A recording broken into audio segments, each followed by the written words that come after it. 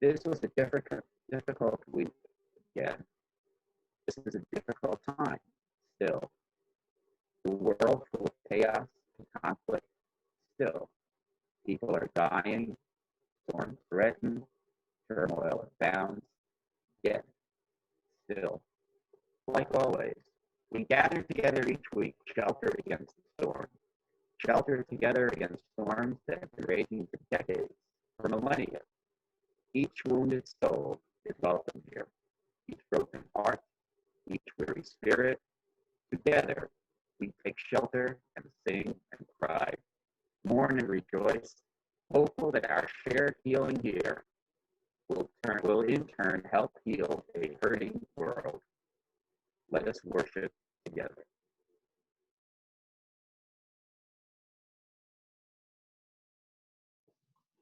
Good morning.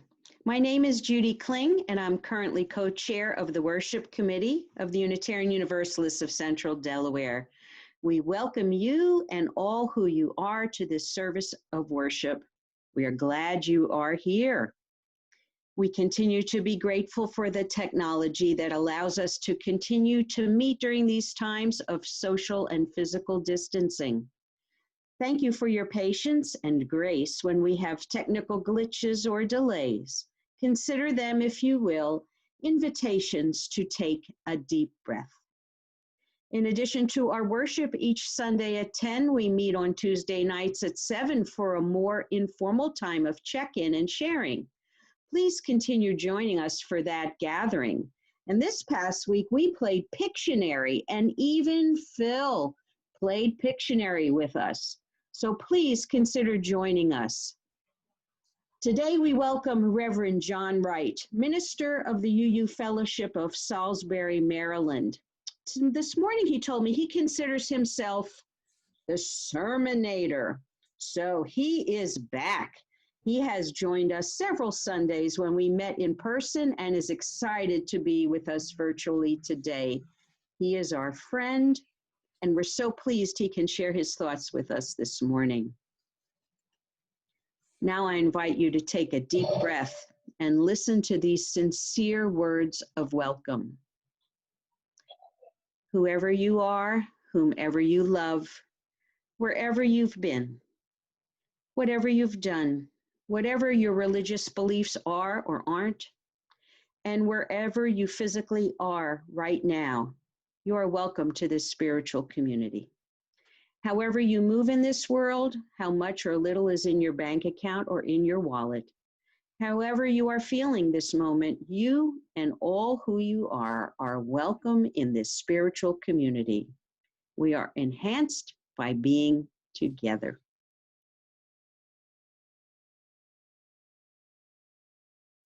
We gather in this time of uncertainty, full of unknowns as angst closes in upon us.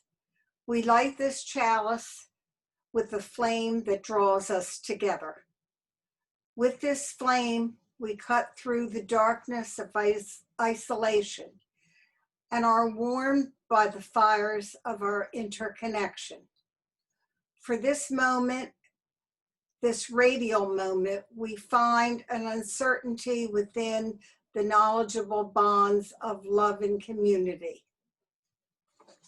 Please join me in our affirmation. The words are in the chat box.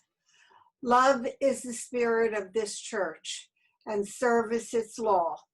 This is our great covenant, to dwell together in peace, to seek the truth in love, and to help one another.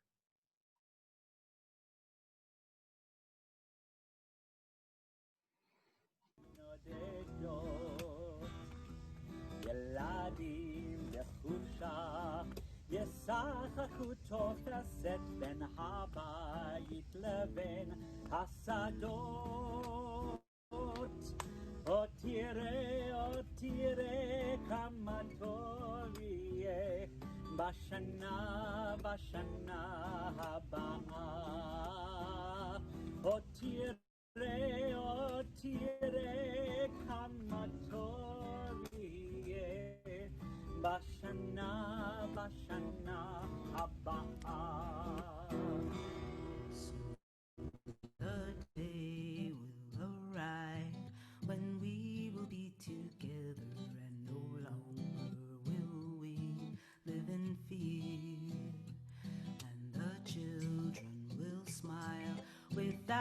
wondering whether on that day thunderclouds will appear.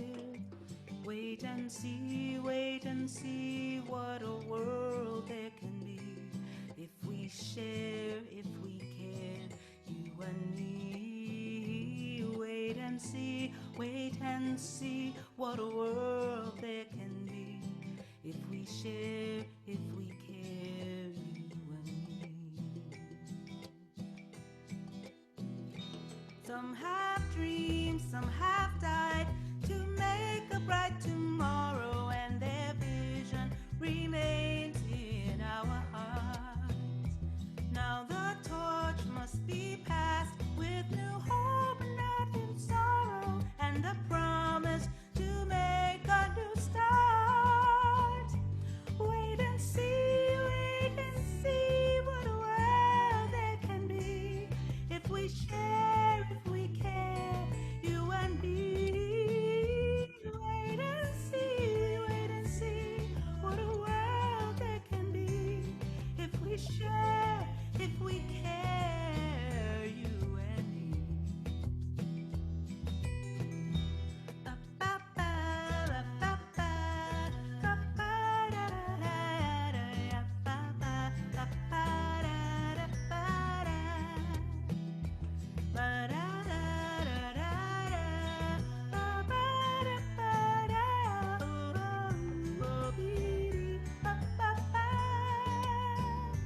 Wait and see what a world there can be if we share, if we care, you and me. Wait and see what a world there can be if we share, if we care, you and me.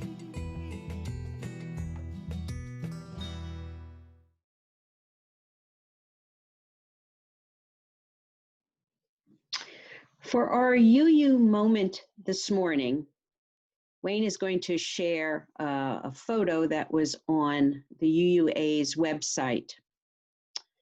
And I'm going to tell you about this. Last month, UUA posted a story about at least 8 families in the Rogue Valley Unitarian Universalist Fellowship in Ashland, Oregon, who had lost their homes to wildfires that continued to rage in Oregon and other Western states. Almost everyone in the Ashland congregation, which has about 150 members, was forced to evacuate from their homes, their minister said, but most have since returned home. At this time, it's unknown if other UUs have lost homes due to extensive fires on the West Coast.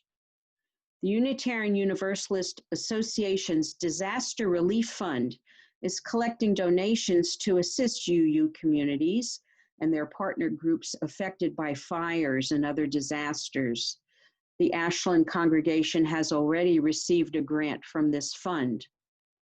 Their minister encouraged UUs to participate in the Find My Lovey project, launched by 2 Ashland congregants to help children who've lost stuffed animals and favorite blankets and other loveys to the fires in Jackson County, Oregon. Through word of mouth and social media, Find My Lovey located replicas of a beloved stuffed monkey named Max, who was lost in the Ashland fire. Max, who's no longer sold in stores, was located in a toy box on the East Coast and in a second location closer to Ashland. The congregation in Ashland, a small town 15 miles north of the California border, is also furnishing a house it owns to provide temporary housing for someone in the larger community who lost a home. The fires are far from contained, and due to pervasive smoke and air quality is very hazardous in many parts of the West, including Portland, Oregon. Many direct aid systems in Oregon, including food pantries, have temporarily suspended services because the air quality is so bad. According to Dana Buell, Social Justice Director at First Unitarian in Portland. The Portland congregation, supporting its community partners that focus on marginalized communities, which are particularly hard hit by the wildfire crisis, including immigrants, farm workers, and LGBTQ youth. The UUA's Pacific Western Region staff held 2 spiritual gatherings via Zoom on Sunday, September 13th for people affected by the fires. If you're interested in donating to this disaster relief fund, just go to uua.org, type in Disaster Relief Fund, and you'll be able to give through the website. And there's additional information there about you sending a check by mail or over the phone.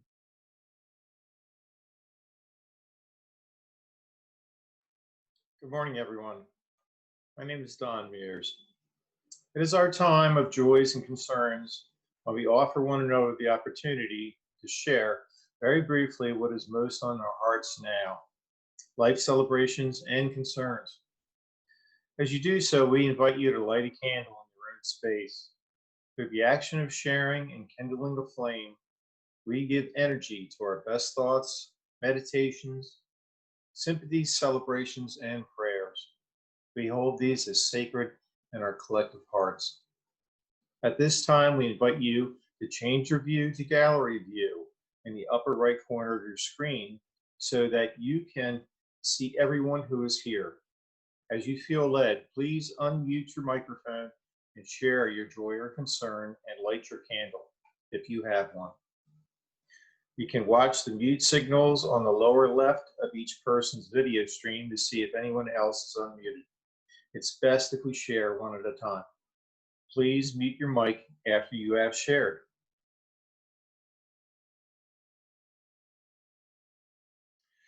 So that I'm going to light one final candle for the joys and concerns that were not spoken by those of us here, and in solidarity with others in our community who could not be with us today. And now, a central part of our worship in person and online is the opportunity we all have to practice the art of generosity.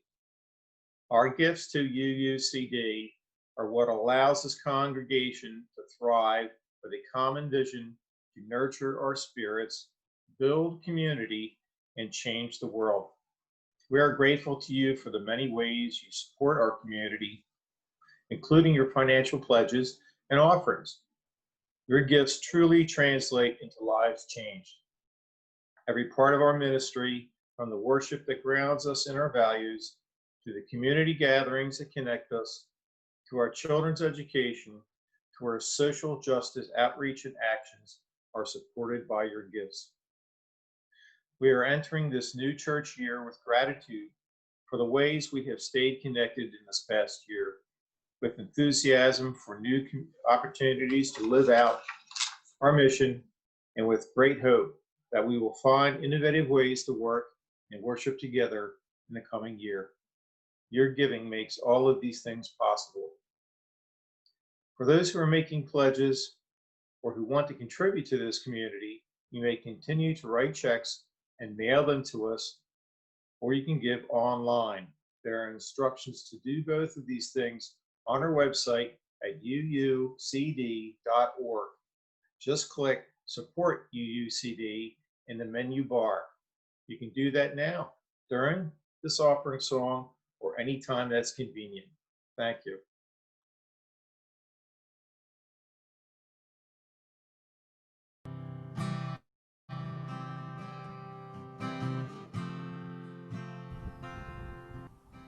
Give up the fight for some other moment, some other life than here and now. I'm just gonna breathe. Give up the longing for some other world, the wishing for other choices to make. Other songs to sing, other bodies, other ages, Other countries, other stakes. Till I touch the sorrow neath the rage. I'm just gonna breathe. Purge the past. Forgive the future. For each comes too soon. surrender only to this life, this one, this moment here and now. Surrender only to this day, this hour, this breath. Not because it does not constantly break your heart, but because it too beckons with beauty. Startles with delight. If only we can keep waking up to this gift. This is the gift we have been given. These body clothes. This heartbreak, it's ours. This pulse, it's ours. This breath. This light. These friends. This hope. All we can do is remember ourselves here. All a part of it all. Still growing together. I'm just gonna breathe.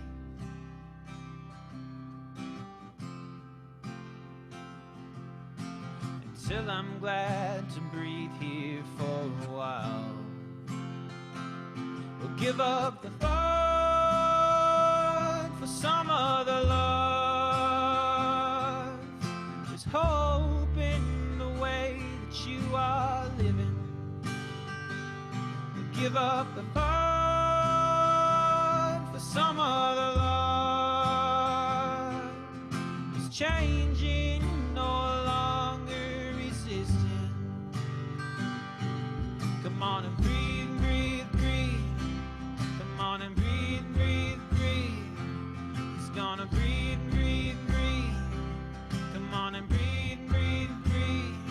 Give up the fight, breathe, breathe. For some other life, breathe, breathe.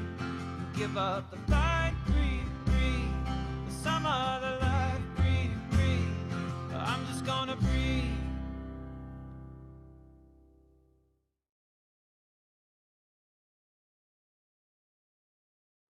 I'll be reading a poem, a song for the end of the world by the Polish Nobel laureate Czesław Miłosz. On the day the world ends, a bee circles a clover, a fisherman mends a glimmering net, happy porpoises jump in the sea. By the rain spout, young sparrows are playing, and the snake is gold-skinned, as it should always be. On the day the world ends, women walk through the fields under their umbrellas. A drunkard grows sleepy at the edge of a lawn. Vegetable peddlers shout in the street, and a yellow-sailed boat comes nearer the island. The voice of a violin lasts in the air and leads into a starry night. And those who expect lightning and thunder are disappointed. And those who expected signs and archangels' trumps do not believe it is happening now. As long as the sun and the moon are above, as long as the bumblebee visits the rose, as long as rosy infants are born, no one believes it is happening now. Only a white-haired old man who would be a prophet, yet is not a prophet, for he's much too busy, repeats while he binds his tomatoes, "There will be no other end of the world. There will be no other end of the world."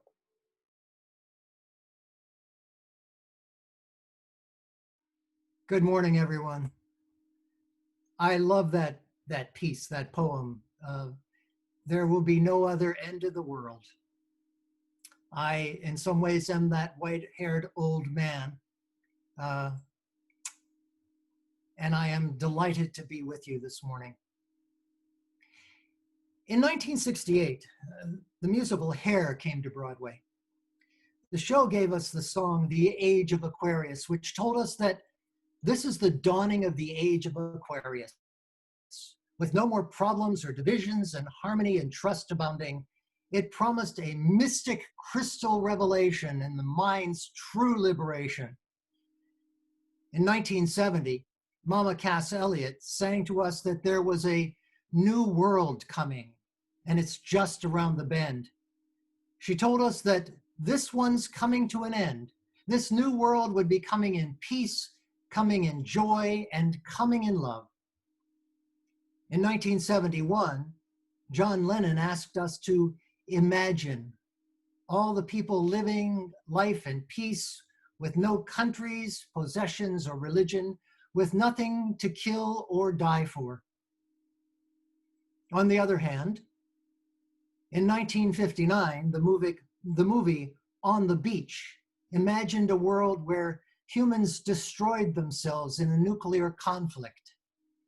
In 1964, the singer Barry Maguire told us to take a look around you, boy. It's bound to scare you, boy. And you tell me over and over again, my friend, you don't believe we're on the eve of destruction.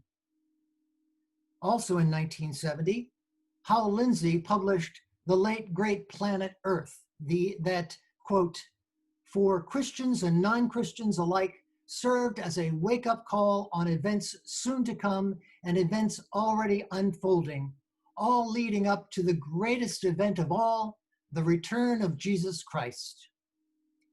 There's that guy on the street corner with the sign that says, "The end is near." There's The Walking Dead and similar shows and movies which envisions a world of zombies after a global event of some sort. Jerry Falwell has told us that, in fact, in 5 years, a comet is going to come and destroy the Earth.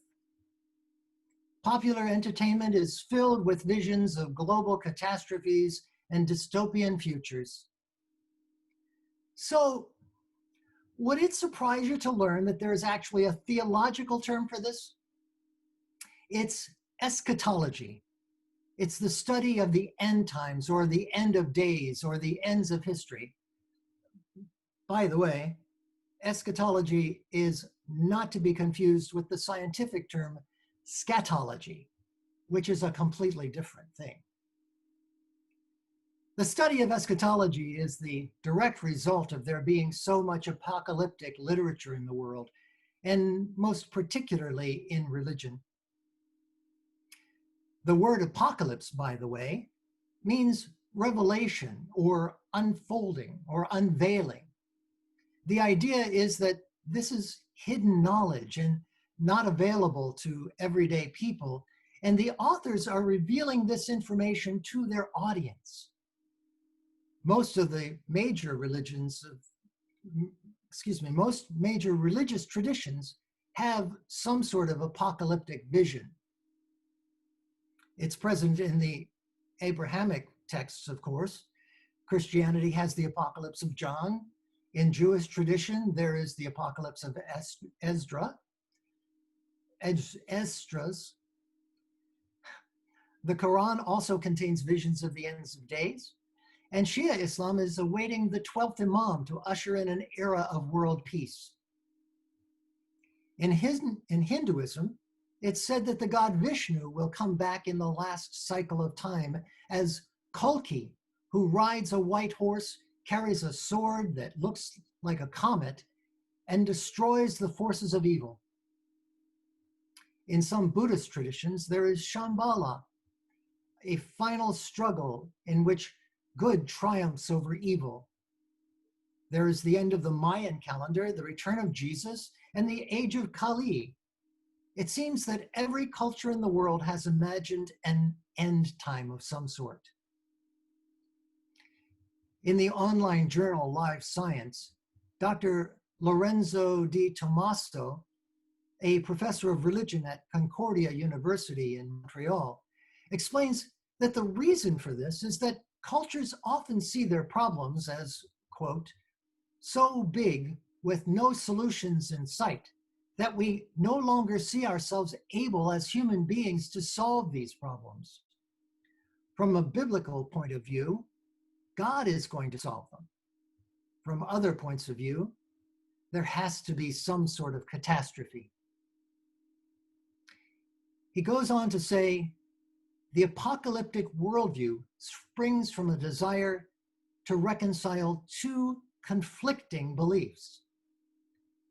The first is that there is something dreadfully wrong with the world of human existence today.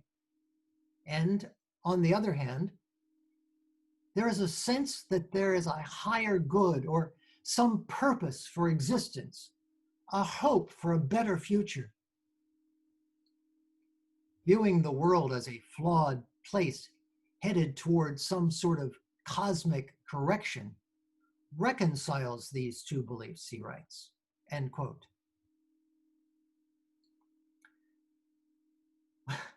We certainly feel that today, don't we? Wildfires, pandemics, environmental degradation, earthquakes, hurricanes, drought, excessive heat, floods, political uncertainty, nuclear annihilation, the death of Justice Ruth Bader Ginsburg, and the tenor of the presidential race.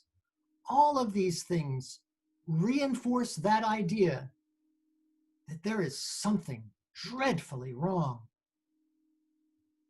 And we ask, when will it end? The other day, I was driving along and came across the wreckage of a horrendous accident that had occurred shortly before. There were all sorts of emergency equipment and first responders of various kinds there. As I observed the wreckage, I couldn't imagine how the driver could have survived. And then I thought, this truly is the end of the world for that person. And for that driver's family, the world has ended as well.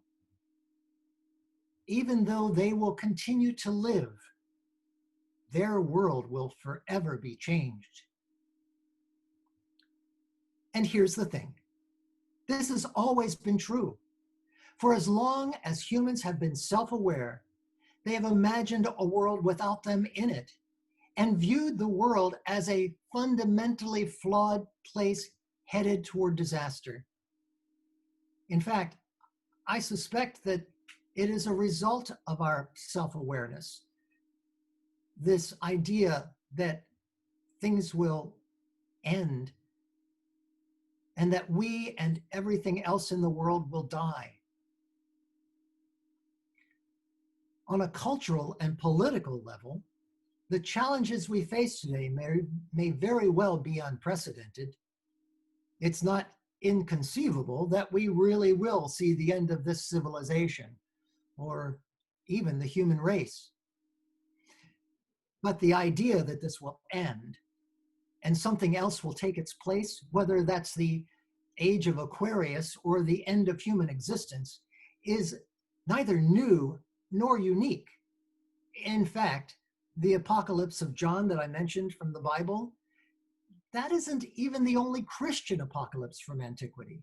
There were others that never made it into the canon. There was the apocalypse of Peter, the apocalypse of Paul, and the apocalypse of Pseudo-Methodius. And those are just the ones we know of from antiquity.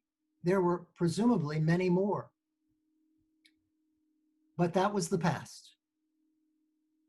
I'm talking about preparing for now.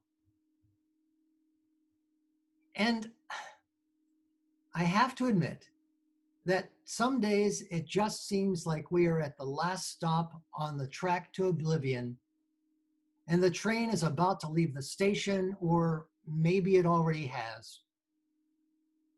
So the question becomes, what do we do about it? What can we do about it?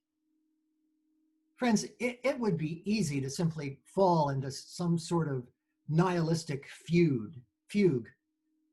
The world is a mess and we can't fix it, so why bother?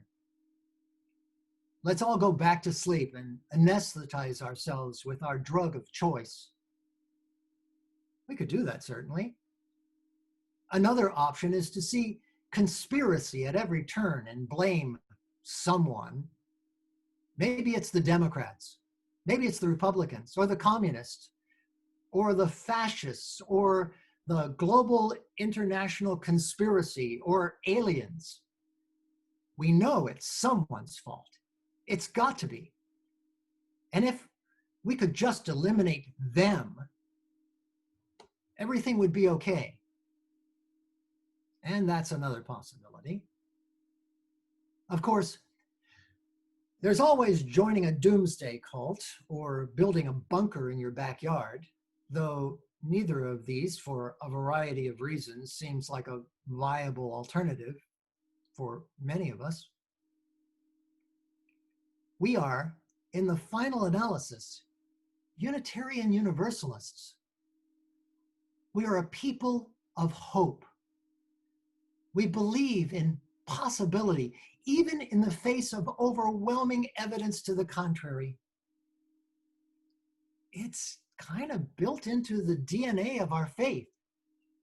Our Universalist ancestors rejected the idea of hell for a more hopeful, more positive faith, and we follow their example. As writer and journalist Anne Helen Peterson writes, we don't have to acclimate to dystopia. We don't have to compartmentalize horror. We can recognize this moment, as author George Packer recently put it in The Atlantic, as a, quote, plastic, unquote, one, when an ossified social order suddenly turns pliable. Prolonged stasis can give way to motion, and people dare to hope. We're all so tired, Peterson writes, but we have to take those last precious stores of energy and we have to move. Maybe that looks like organizing. Maybe that looks like voting and making sure that everyone you know is voting. Maybe it looks like opening yourself to wild reimaginations of how society could work. Additionally, I would also postulate that even as we're moving, as we're getting organized, we need to find ways to build our personal spiritual resources so that, in fact, we can continue to use those last precious stores of energy. Fortunately, my beloved wife sent me a very helpful piece by UU minister Reverend Molly Hoosh Gordon that addresses that very thing. Hoosh Gordon gives 8 practical tips for navigating the apocalypse. She says that she's framed these helpfully as commands because, as she puts it, maybe it feels good to be bossed around when we're feeling overwhelmed. So I'm going to give you here her 8 commands, and I hope you feel bossed around. Number 1, quadruple down on your spiritual practice. Whatever you do to keep yourself grounded, whether it's walking the dog or reading a poem or gardening, do more of it. Number 2, put some pleasurable thing on your calendar and do it. Make a date with yourself and keep it. And keep making those dates and keep keeping them. Like maybe flying off to Seattle. Number 3, find something to give thanks for every day. Find a reminder that the world is a beautiful and a terrible place, and we can't forget the beauty if we are to survive the terror. Number 4, take it one step at a time. The world has too many questions and options. Do the right thing. Then do the next right thing, and then the next. Try not to get lost in the forest. Just look at one tree at a time. Now, these next two are so good that I'm not even going to try to paraphrase them. So here they go. Number 5. When you feel totally robbed of options, be intentional about the decisions that you are able to make. Here are two revelatory and deceptively simple questions to ask yourself, depending upon the situation. What do I prefer? Or, what does love look like right now? Number 6. Turn off the news, y'all, or log off the doom scrolling. You cannot information your way through this, and most of our resources are most of our news sources are intentionally calibrated to keep our bodies on high alert, so we always want more. Opt out. Curate your social media feed to mostly be funny cat pics and babies. And for God's sake, turn off the cable news.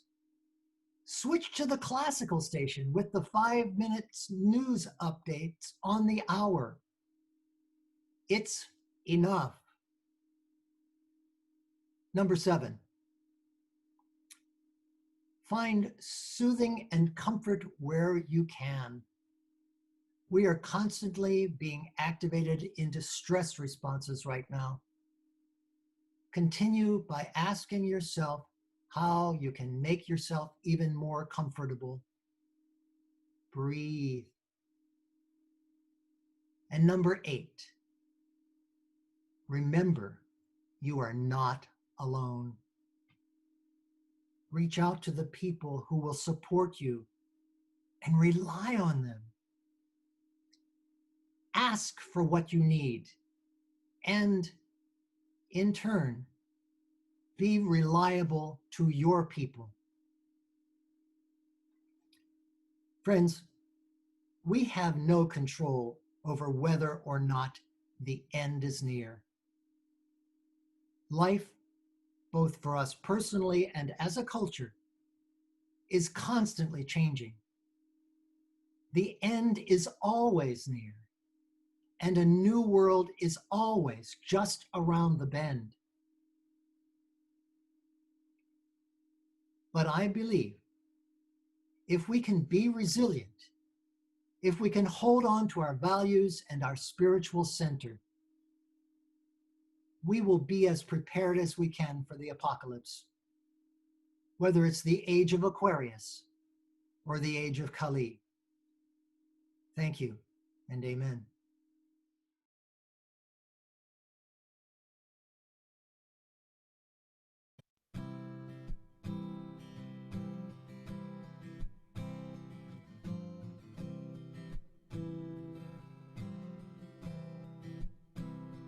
Get ready, my soul. I'm diving in. Get ready, my soul. I'm diving in to the deepest kind of love, to the sweetest kind of life. Get ready, my soul.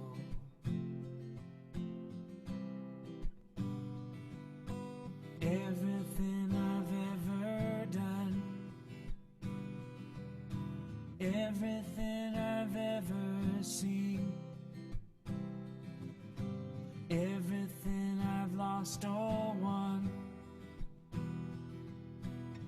everything I've ever dreamed has brought me here to the present moment, here to a new beginning here, and I'm seeing life so clearly.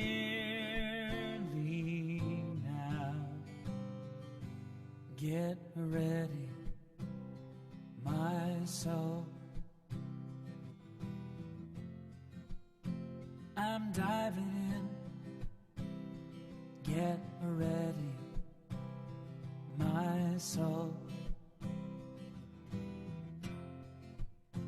I'm diving in to the deepest kind of love, to the sweetest kind of life. Get ready, my soul. 'Cause here I go, deeper, deeper, deeper than I've ever been before. Here I go, closer, closer, closer to my sacred source. Here I go, deeper, deeper, deeper than I've ever been before. Here I go, closer, closer, closer to my sacred source. Get ready, my soul. I'm diving in, get ready, my soul.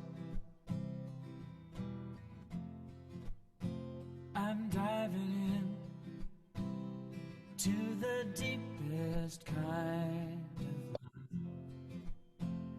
to the sweetest kind of life. Get ready, my soul. Get ready, my soul.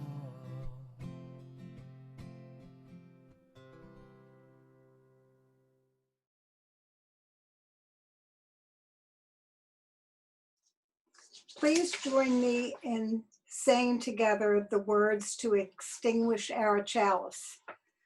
We extinguish this flame, but not the light of truth, the warmth of community, or the fire of commitment. These we carry in our hearts until we are together again.